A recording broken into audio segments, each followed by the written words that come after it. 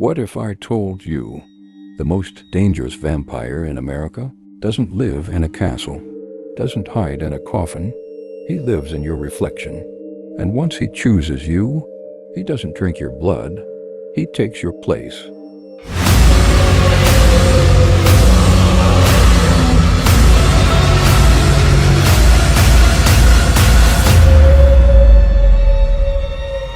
My name is Daniel. I live in Tombstone. Yeah, that Tombstone, the old Wild West town.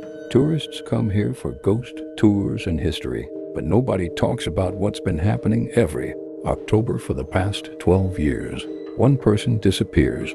No blood, no signs of struggle, no body, just one message written on a mirror somewhere in their home. He watches from the dark. The police call it a serial killer. They're wrong.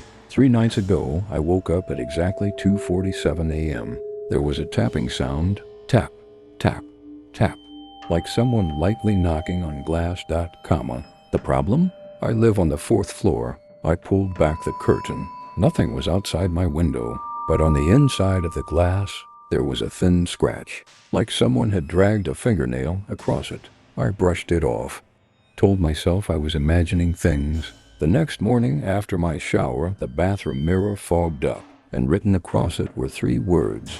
I found you. I live alone. That night, I searched online about the disappearances in Tombstone. I found an old forum post from someone anonymous. It said, he lives in reflections. If you see him before he's ready, you're marked. Marked?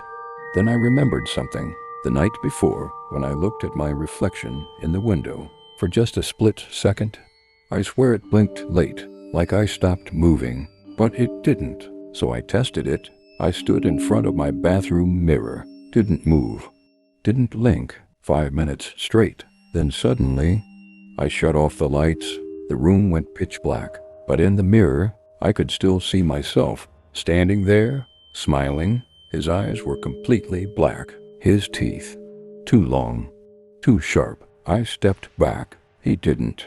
Slowly he raised his hand and pressed it against the inside of the mirror. The glass began to crack. That's when I understood. This wasn't a vampire that feared sunlight. This wasn't something that slept in dirt. He doesn't drain you. He replaces you. The next morning, I tried calling the police. The dispatcher sounded confused. Sir, you were reported missing yesterday. My heart stopped. What are you talking about?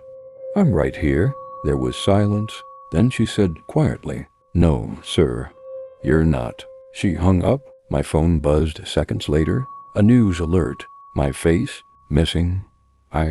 Last seen 24 hours ago. I opened my front camera. The screen showed my apartment behind me, but I wasn't holding the phone. He was standing right behind me, smiling. I turned around. Nothing there. When I looked back at my phone screen, he was closer, whispering something I couldn't hear. The clock on my stove changed to 2:47 a.m. Again, the tapping started, but this time, it wasn't coming from the window. It was coming from the bathroom. From the mirror, the cracks were spreading, and through them, I could see him pushing harder, trying to break through. I ran into the hallway. My neighbors were standing outside their apartments, staring at me, terrified. One of them whispered, that's him. The thing from the mirror. I turned to the hallway mirror. Inside it, I was pounding on the glass, screaming, begging for help, and outside, I was calm, smiling. My eyes were black, and I was so thirsty. Tonight, when you brush your teeth, when you glance at your reflection, watch carefully. If it smiles before you do, it's already too late.